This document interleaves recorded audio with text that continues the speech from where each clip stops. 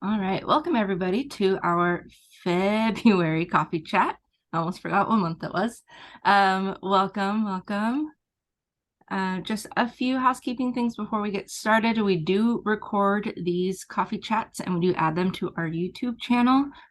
So if you ever miss a coffee chat or if you want to go back and revisit the discussion, you're more than welcome to go back and watch it. And we also have now live transcript available. At the bottom of your screen, there's on your menu, it says, I believe, captions now, and you can show captions if you need it.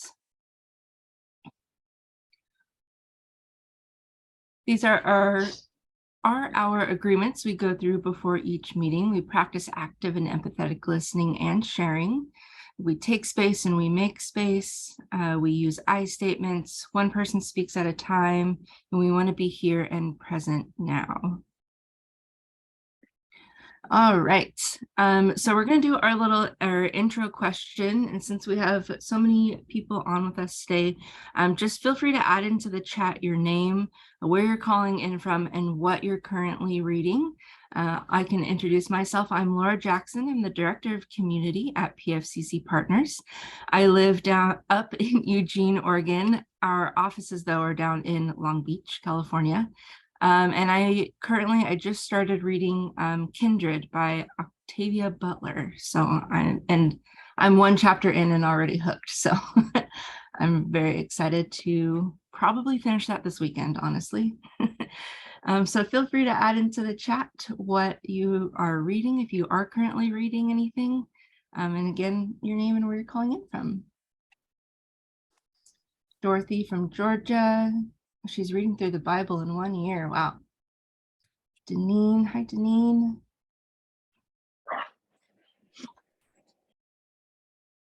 All right.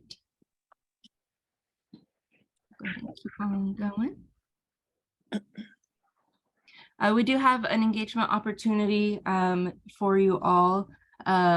We are partnering with NQF, National Quality Forum, to hold 3 listening sessions to understand the experience of receiving behavioral health. So we're looking for young adults 18 to 24 with a diagnosis of depression or anxiety, and then parents of adolescent child or children, and parents of young children with diagnosis of depression or anxiety. So if you are interested, feel free to email me. I'll put my email in the chat here. And we'll get you set up to join us for that listening session.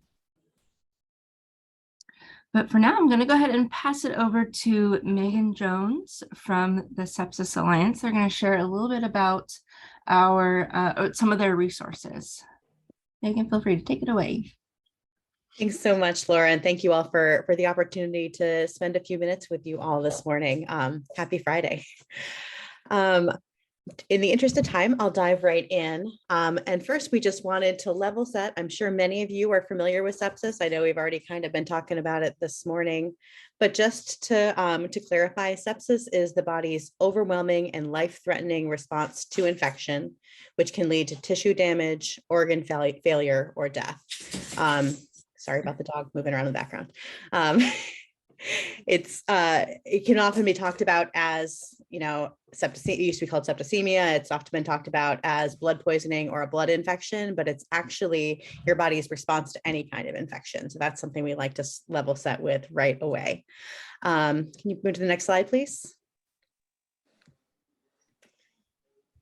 And in terms of the scope of what we're talking about, there are 1,700,000 cases of sepsis in the US each year, and of those, 350,000 adults die of sepsis each year. So obviously this is a huge scale problem, and the work of Sepsis Alliance is trying to bring down those number of deaths, but we're also, and I think what we're going to talk about more today, working to improve outcomes and provide support for those folks that are part of that 1,700,000 number that survive, that do not pass away from sepsis. So there are exponentially more survivors, and that's really what my role has more to do with.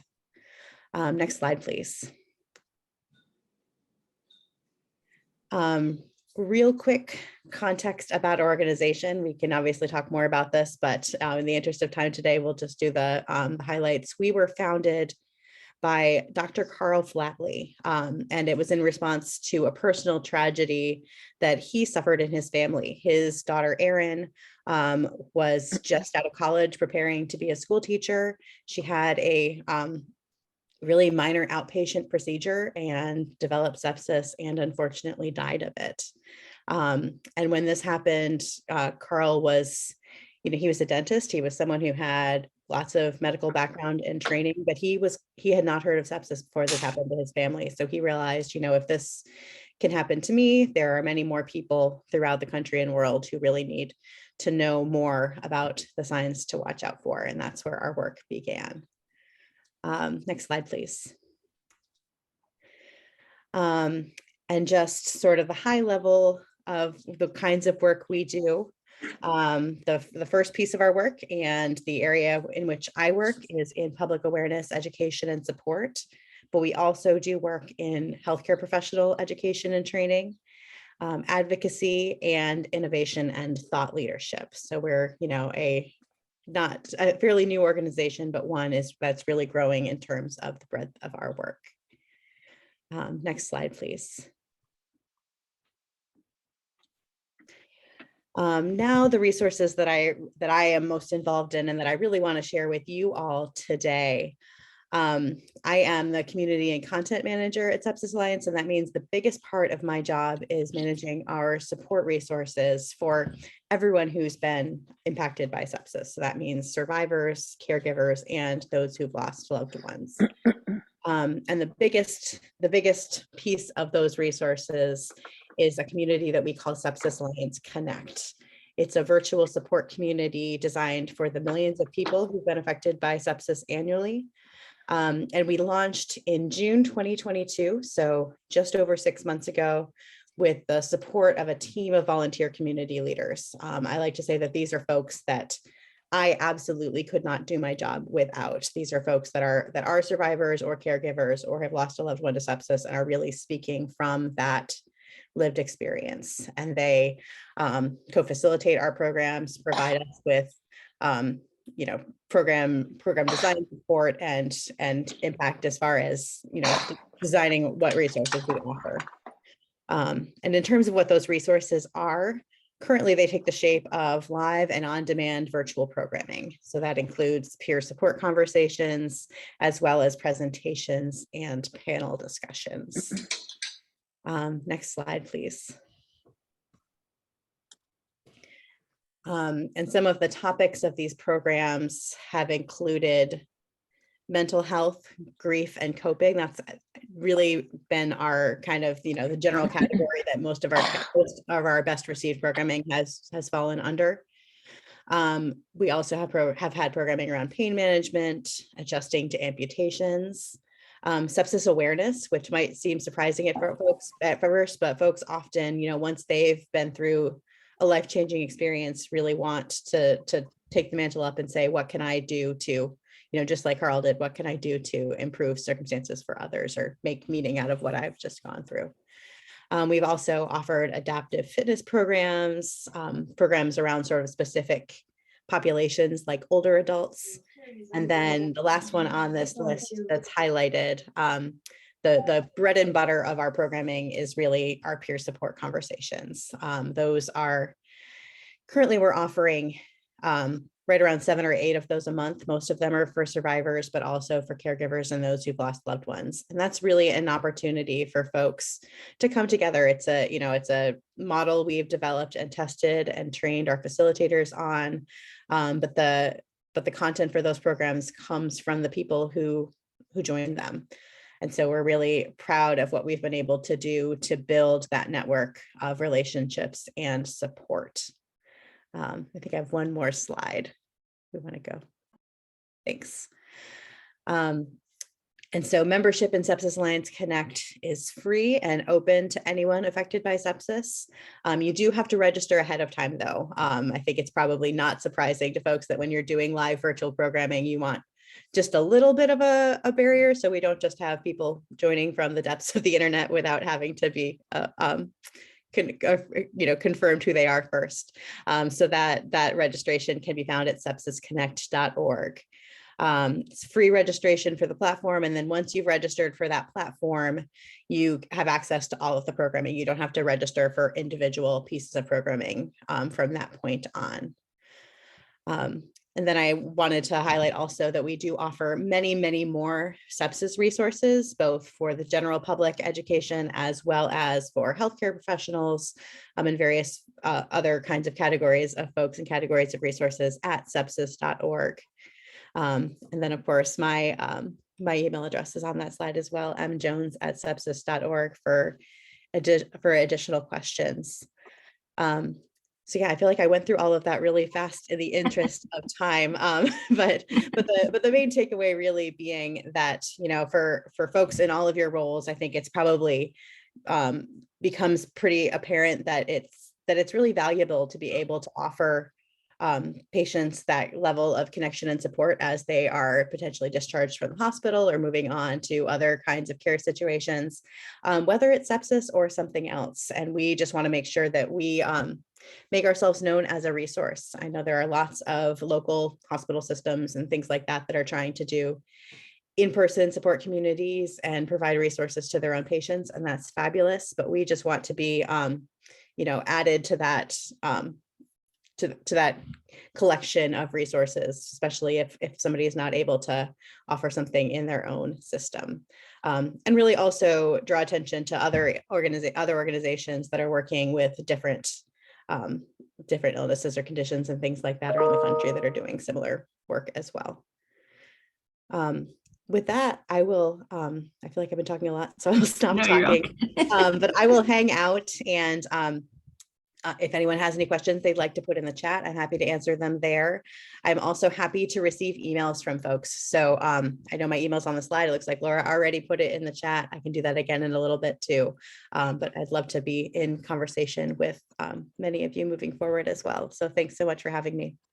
Thank you, Megan. Thank you so much. And I agree with Emily in the chat. That's such important work, and for people to connect on this platform is really great. So thank you. And I will, Emily, if you don't mind adding your question in the chat, thank you so much. And Megan will be in there for you. We do want to move on, and I want to introduce Dion.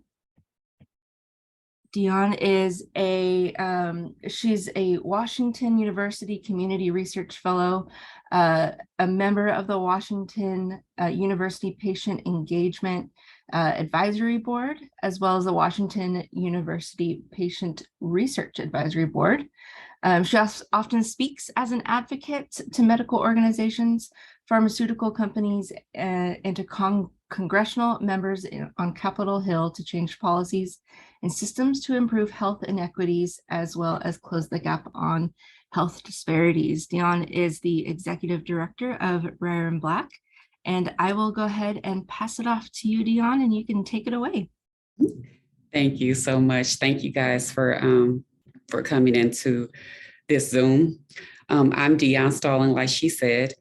I have 9 rare conditions, as you see on the screen. I created I have a 45-year medical odyssey before I got diagnosed with my first rare disease. And therefore, by not being properly diagnosed or underdiagnosed, it made me chronically ill. And it only took one health episode to make that happen. And so when I was diagnosed, I immediately went to the Google University, and my first rare disease was primary immune deficiency. And I started advocating for PI. I have 2 different types of primary immune deficiencies. Common variable immune deficiency and subclass IgG deficiency. So that kind of means that part of my immune system is not present and one part doesn't work properly. And so I started advocating for IDF, and I started getting invited to different things. And I always noticed that I was the only Black person, male or female, or non-binary, in the room. And after a few years of me asking certain questions, I felt compelled to do something, but I didn't know what it was. And my godmother told me, I think you should start your own organization. I thought it was a cool idea. And I still think it's a cool idea, but I didn't realize how difficult it would be, and that Rare and Black is a resource that is collaborative. We are not anti anyone, but I do advocate and make sure that I always try to speak from a Black person's lens, because we have different hurdles when it comes to the medical community. And so with that, I created it. And what I've always done is we always try to create an atmosphere for patients where they can be open and honest in an environment that is not always receptive to their issues. And so on the screen, you can see our core values are determination, compassion, courage, and equity, making sure that those things always guide us. Up in my office, I have a plaque that says, remember why you started. Because it's easy, as you all know, in the advocacy space to get worn out and tired and disheartened as a whole when you know that what you're doing is needed and other people are not listening. And so we are growing. Right now, I am the only person that works for Rare and Black, but I also have wonderful volunteers that are coming aboard. And I also have an awesome support system within Washington University, which is one of the best medical schools in the country. People come from all over the world to come here in St. Louis. Rare and Black is also a national organization. I do a lot of legislative advocacy on a national and state level for rare diseases. There are approximately 10,000 rare diseases that have names. Some of them don't have names. It's a whole process behind it. But I do a lot of legislative work trying to get and gain support for different things that are working its way around committee or just being proposed. Right now, one of those things is off-label drugs, which is crucial for people that live with rare diseases and ultra rare diseases. So ultra rare is, I can't remember the number, but ultra rare is one of those conditions that may not have a name, or there may be 4 people in the world or the United States that have them. And so right now, if you are a Medicare recipient, if the FDA has not okayed that drug, for example, there are some drugs that deal with the nervous system that do wonders for your digestive system in a milligram or a size that is not on the FDA's approval. Like for me, I have to get some medicine compounded. Medicare will not pay for that. And so right now we're trying to gain support for that, so that, as you all know or may not know, I'm just going to assume since you're here, you're an advocate, but that doesn't mean that this is your scope. So usually with CMS, the Office of Medicare and Medicaid, when they say, okay, we'll do this, usually other payers follow. So they are kind of like the standard. And so right now we're trying to convince them that people in the rare disease space and otherwise need off-label drugs. And Rare Disease Week, I was talking about Rare Disease Week. I asked before we started this call who was going to Rare Disease Week. Rare Disease Day is on February 28th. It's always the last day of February. Leap year is the 29th. But during that week, thousands of people with rare diseases convene upon Washington, D.C. to show power in numbers. And we advocate for, sometimes there are certain things that the organization that you're advocating for wants you to ask the different legislators. And then sometimes you may have a personal ask, like dental coverage for whatever your condition is. And so we'll be there February. Actually, I'll be there the whole week, but the congressional meetings are usually on the 27th and 28th. And we work really hard to try to gain support and people to really voice their concerns and their questions. And a lot of times patients don't want to really do that. So we come up with scripts and we tell them to call the Capitol after hours on the weekend and ask the operator to transfer you to that legislator's voicemail and flood their voicemails with a pre-scripted letter. And I found that to be good. And I learned that from an aide, a legislator's aide. She told us they have to listen to voicemails. So that's the best way to do it. Sometimes they don't pay attention when they're talking to you, and because they're covering a lot of things. And so we do that. But this year I decided some years ago, and actually in 2019, I had really a major surgery and I was in the hospital for 2 weeks. And during the 2-week period, newborn screening has always been a soft spot for me. And I know that some people that have had children don't even know what newborn screening is. They just know that the baby comes in with the Band-Aid on their foot. They don't know what that is, or they just think it's routine. They don't understand how important it is to have, how important it is to follow up. And so when I was in the hospital, I asked the charge nurse, because I was on the OBGYN floor, how often do you talk to the parents about newborn screening? And she said, Dion, you would be shocked at the number of parents that decline because they don't want the government in their business, or privacy issues where the blood is going and things like that. And so with that, I decided that I wanted to do this nationwide, but I quickly learned that it was overwhelming. So newborn screening, infant mortality, and rare disease to me are correlated.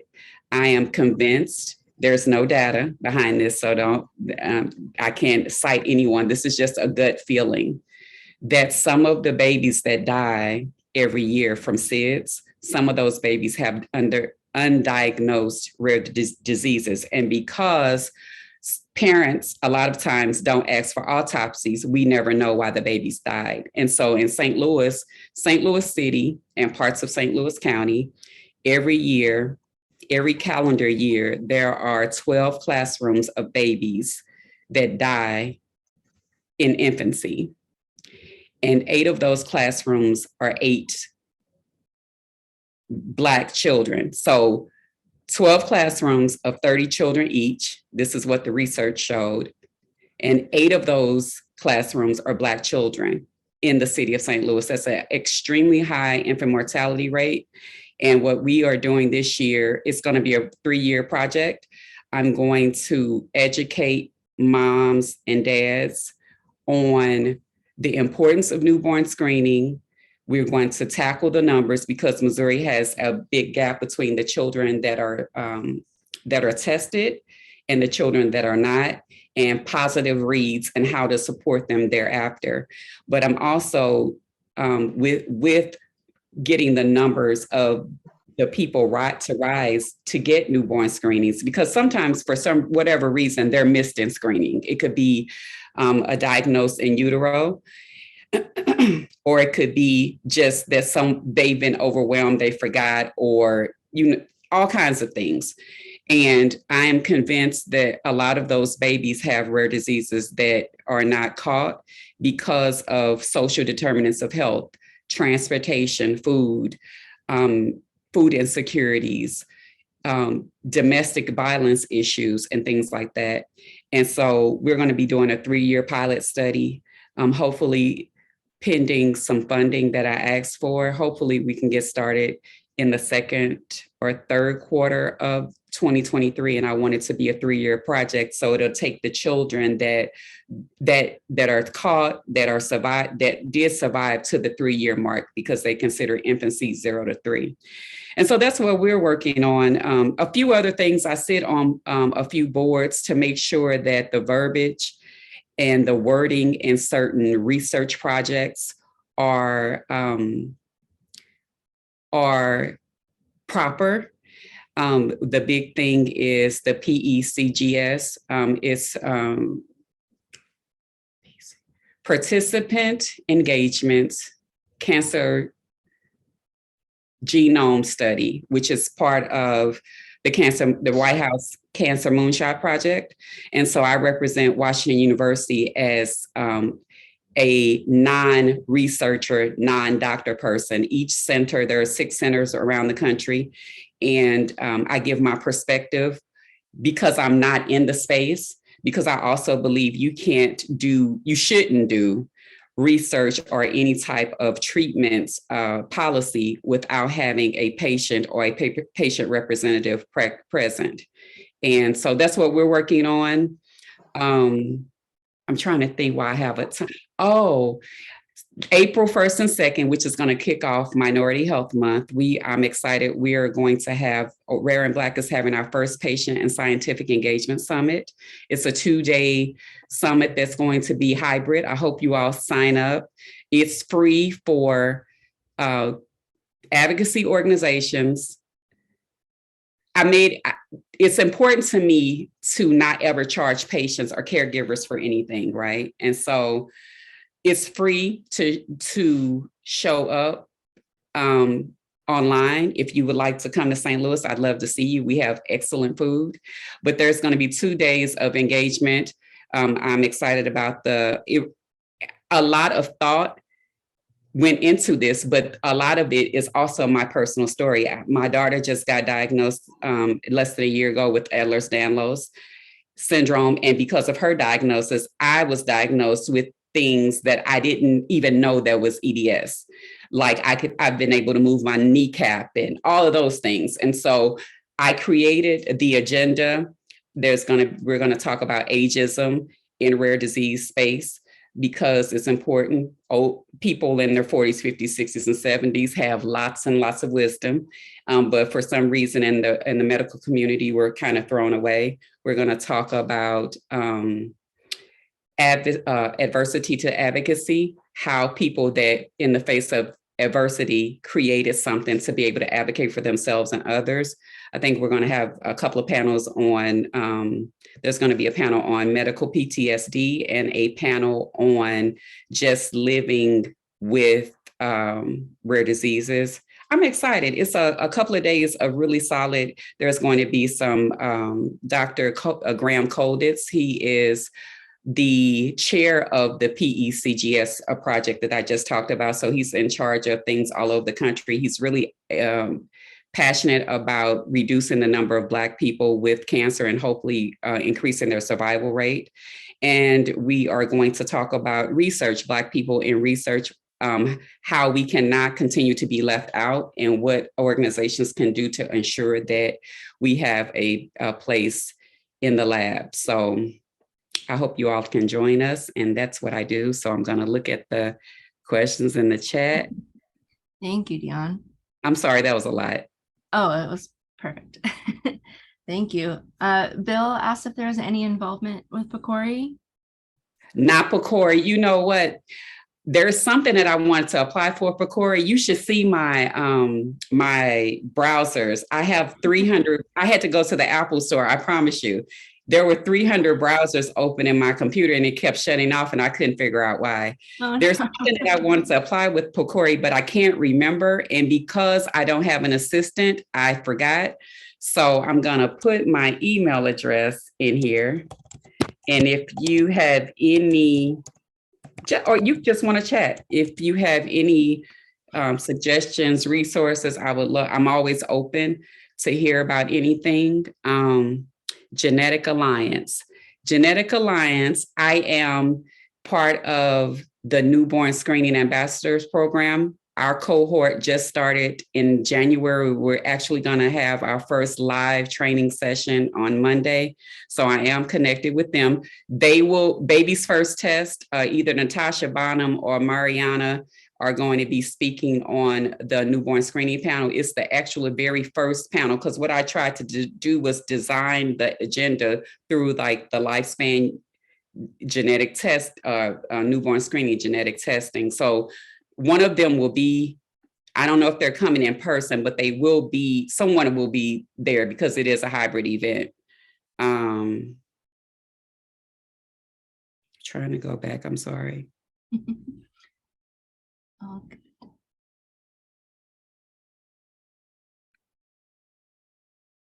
As someone with immune deficiency, I suspect you have survived sepsis on multiple occasions. Actually, you know what, Karen? I know that that was a personal, that was a direct message, but what I will tell you is I didn't have sepsis, but I've had MRSA and staph, which I almost died from because I had a surgery and my doctor wouldn't open me back up. And so I went untreated for like 6 months. And when they decided to go, when I transferred doctors, I had to tell this fantastic lie. It's in a book, I promise. I had to tell a fantastic lie for him to even, I went off the advice of my home healthcare nurse. She was like, you go in here and you tell him this, and either he's going to open you back up or he's going to refer you. And he referred me out. Well, that doctor said, I'm not the type of doctor to do this. You need to see a general surgeon because you have a bile duct that's blocked. But what he sent you to me for, I don't operate on. But if you don't get this done, you're going to die. And so I transferred hospitals. I have a talk that I give called Zip Codes Matter, because it does when it comes to medical care, for anything, but really medical care. And the surgeon operated on me. And when he came to talk to me, he said, I have good news and bad news. And I said, give me the bad news first. And he was like, I wasn't able to do the surgery. And I was like, what? I know I've been cut on. I can feel it. He said, your insides were extremely infected and I couldn't see. So what I'm going to do is I'm going to refer you to an infectious disease doctor, and he's going to treat you. And then we'll try to go back to the operating room. And it was the day that there is a thing within different ethnic, cultural things that you take as scripture, right? And my great grandmother used to say, if you have a boil, you take the egg and you put the egg on it and it'll come to a head. Well, that was on my stomach, and I was seeing my infectious disease doctor because he requested me. And I said, hey, can you look at my stomach? I think this is bothering me. And I put the egg and the Neospore and all that stuff. And when I raised my shirt, he was like, oh my God, I think you have staph. And so I got admitted. I had staph and MRSA based on the testing. And that surgery was the day that Michael Jackson died. And it was supposed to be just a a bowel to remove the bowel obstruction.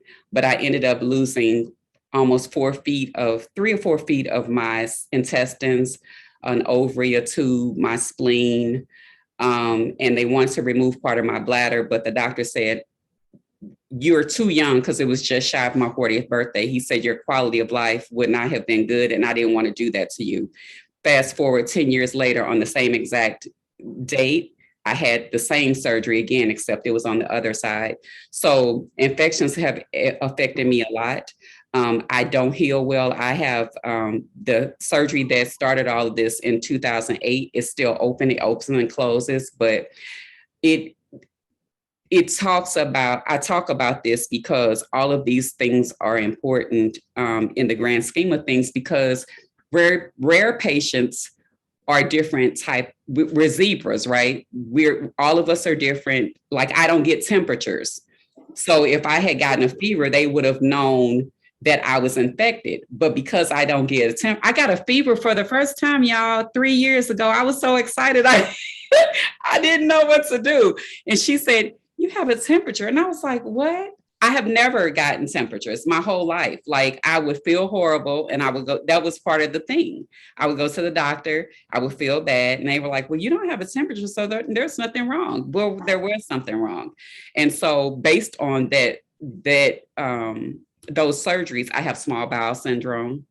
I have chronic inflammatory demyelinating polyneuropathy that's usually kickstarted by an infection. And so that's a rare condition. But I also, the treatment for that is the same thing as primary immune deficiency. So I could go on and on about that. But yeah, I do have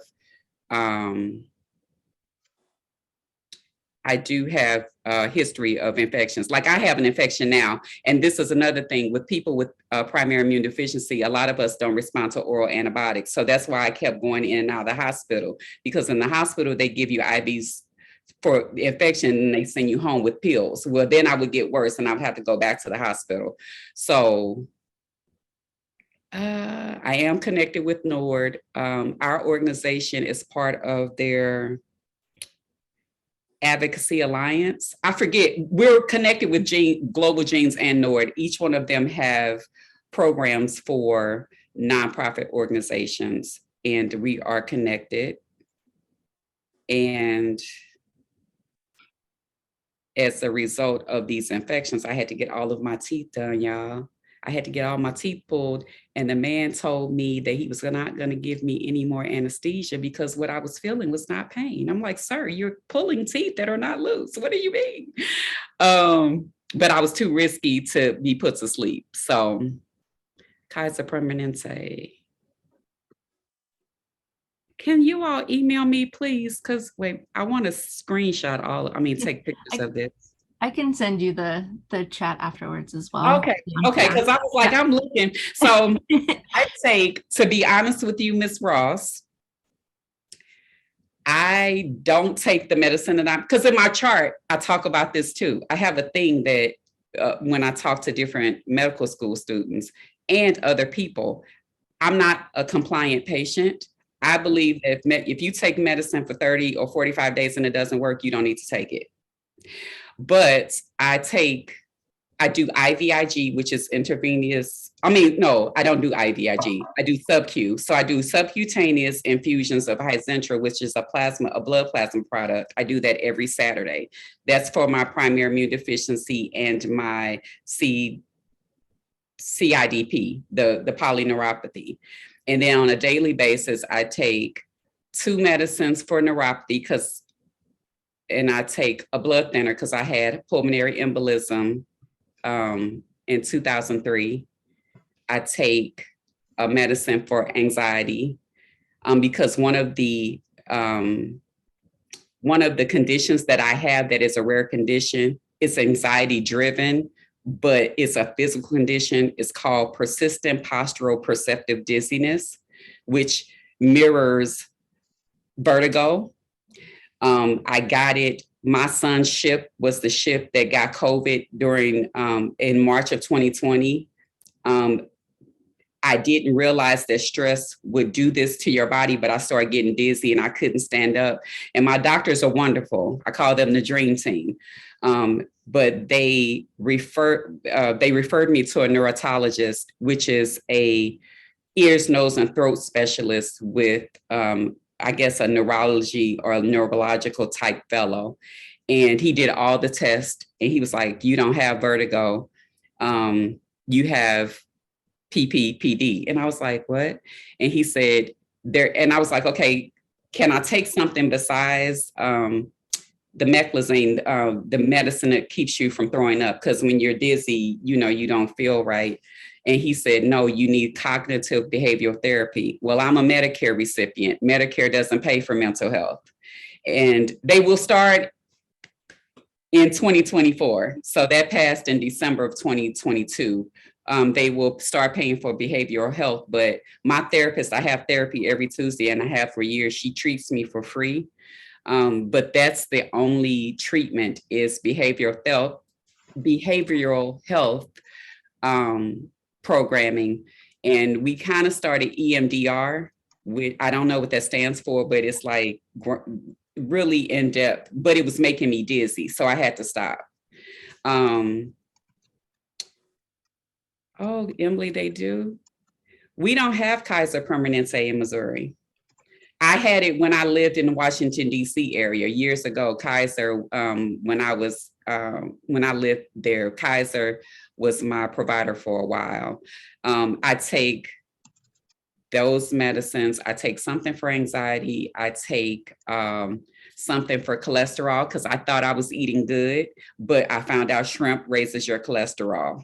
I take that. I take 3 medications 4 times a day for my small bowel syndrome. I actually, Medicare would not approve me to go and get infusions because I'm suffering from Sorry, let me mute this webinar here. Medicare wouldn't pay for me to continue infusions because I stopped. And so this is what I will also say. When you have patients or people that you're working toward, have them understand that if they start and stop a medication in the medical community, they call it medical vacations. And if they try to start it back again, the insurance company will say, hey, we tried that, we paid for it for months and you stopped doing it. So obviously you don't need it. And so you have to really go through a lot to get approved for it. So I take pills for that, but I do suffer from malnutrition or malabsorption because of the small bowel syndrome. And I have bouts of depression and low vitamin D because I don't absorb vitamins well, because I don't have the part of my colon that absorbs the B vitamin is not present with me. So vitamin B complex shots or B12 shots and all of that kind of stuff doesn't work on me. So I'm kind of a different animal. So, but yeah, thank you all so much for listening to me. Yes, that's what it is, Lori. But it was making me dizzy. So we had to stop. Like I would be dizzy for a while. So that's why I created my organization. So I would love for you all to log in. If you can come to St. Louis, we have really, really good food. Somebody said they used to live here, so I know you know what I'm talking about. We have the best Italian food, I think, this side of Italy. Wow. I do. I believe that. Rosie's got a question. Go ahead, Rosie. Well, first of all, Dion, thank you for sharing your story. I can tell you that as a patient who's dealt with MRSA, and once you've had MRSA, your body doesn't go away, and that's probably why your wound opens up and closes up and opens up and closes up, because I live with that every day. But it's interesting because with one thing leads to another thing leads to another thing, and your story tells you that you basically, before MRSA, I didn't have half of these. Now I have a rare anemia. I have, I developed AFib. I developed all these different things that I didn't have before I had the MRSA. And so it's one of those things that happens to you, and people say, well, how can all these things happen to one person? But it's like one thing leads to another thing leads to another thing. And so I'm thank you for sharing your story and for being willing to be so open, because some people just don't understand that these kind of things do happen to people. And I just if we had cancer, they would say, well, you have cancer and that's why things are happening to you. But when you have some other things and you develop all of these different comorbidities, they don't understand why one thing is connected to the other thing. And it's I commend you for sharing your story, because I believe it's so important. Thank you. I will also add that I'm really passionate about newborn screening. Maybe you all can help me with this. There is the trend, the fad, and I'm not diminishing it because I have a maternal mortality story, but I'm trying to get people to really understand that, try to understand that you can't throw the baby out with the mom, with it saved the mom. I mean, it shouldn't be either or. And I'm having a hard time, even though there are organizations, we all do good work. For some reason, people are riding the wave of maternal mortality and forgetting about the children, right? I have a horrible birthing story with both of my children, my 33-year-old, my 18-year-old. I went blind when I had my daughter. I had something called central serous retinopathy. I went blind in my right eye, and I was in the hospital for almost 2 weeks. But on the fourth day after having her, I walked up to the nurse's station because my vision left the day that I had her. But I kept asking people, I'm like, is it getting dark in here to you all? And everybody was like, oh no, it's, it's the nerves, it's the baby. But the fourth day I went to the nurse's station and it was one nurse that was looking at me. It was 5 of them standing there.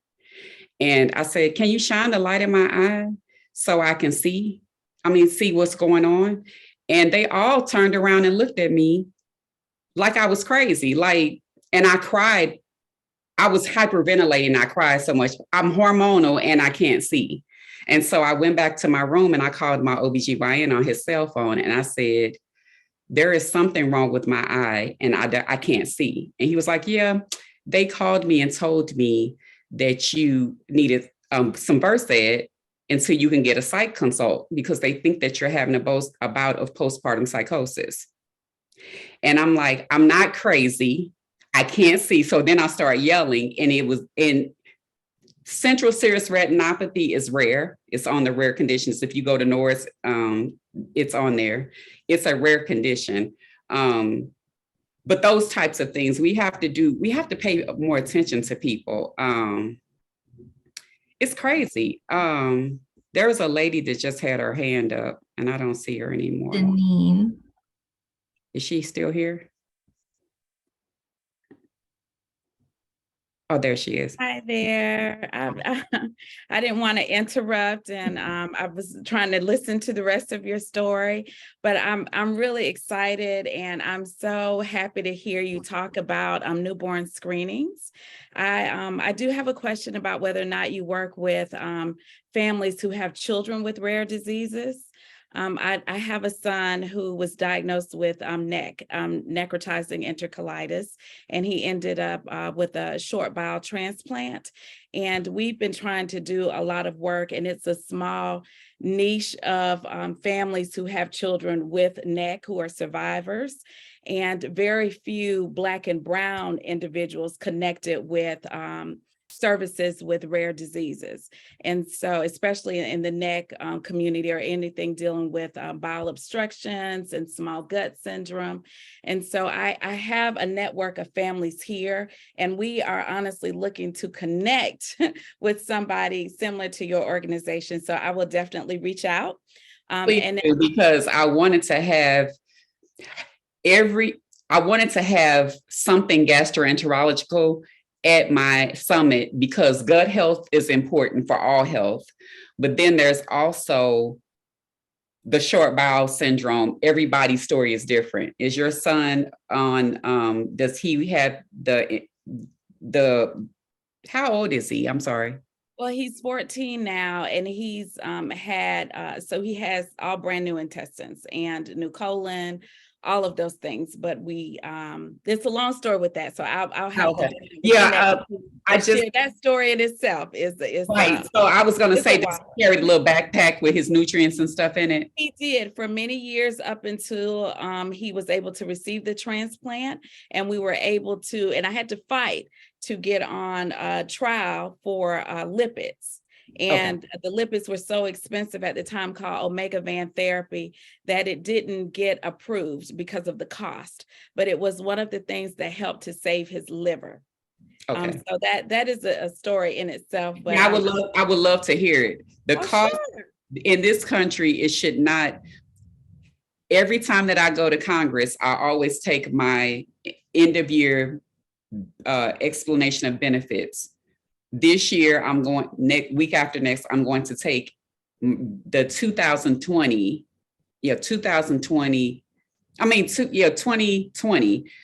explanation of benefits at the year end, Medicare paid $412,000 for me to stay alive. But they don't want to pay for newborn screening. Like for all the illnesses on the RUSP list, it's horrible. But do you want to pay on the front end, or do you want to keep continuing to pay? And that wasn't my highest. That was just what I could remember. I'm like, you need to keep this.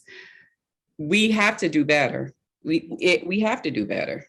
Well, which brings me to this point in this question. So I've done some work with the March of Dimes, and as it relates to newborn screenings. And one of the things that I learned was that newborn screenings are mandatory in the U.S. That's what we were all told, that it is mandatory. You can go online, and the only way to get out of it, I'm in South Carolina, and I talk to parents now. I work with a midwife and doula program here too, and our families who don't want it have to submit something in writing to not do the newborn screening. And what I have learned recently is that each state can require or decide what level of screenings or type of screenings for their newborns. So even the screenings aren't created equally. So you in other states, you may screen your child for diseases that aren't being screened here in South Carolina, that are maybe just as prevalent. So I'm really interested on the political side, on the policy side of where these changes are coming from. Yeah. And I know we're pressed for time, but I'll say this. Last week, HRSA, the people that do the RUSP list thing, when I tell you last Thursday and Friday, I cried probably most of Thursday, because that was the hearing where they were deciding if crab A was going to be on the RUSP list. The vote was tied 7-7. If it's tied, it means it's not going to get on there. So it was a declination. It was horrible. You had all of these families, siblings, parents talking about how the first child was basically a sacrifice, but there's a treatment, and this is what is working. And they said no. And it's hard. I could go on. I can go on and on, but what I will say, I know that it's mandatory, but that whole differentiating from state to state should not be. And there was a man on the HRSA board that said, we'll leave it to states because that's not our responsibility. And it's like, yes, it is. Yes, it is. It's all of our responsibility. We have to do better. We have to do better. And we have to also stop letting, and these were all doctors. These were not pharmaceutical people that will benefit. These are physicians and care providers that, let me stop. Yeah, I would love to hear from you all. Thank you. Yeah, I would love to hear. Please reach out to me. Because I'll do whatever I can. But we are trying to be a collaborative. I love working with other people, because that's the only way we're going to be able to change this, is working together. Because everybody, no matter what your color, race, ethnicity, sexual orientation, we all want quality health, and we're entitled to it. We live in the richest country in the world. There's no reason why people should not have quality health care. It makes no sense. It makes absolutely no sense. And it makes no sense that we have to go and spend hundreds of thousands of dollars every year for Rare Disease Week to advocate for just quality stuff. It makes no sense.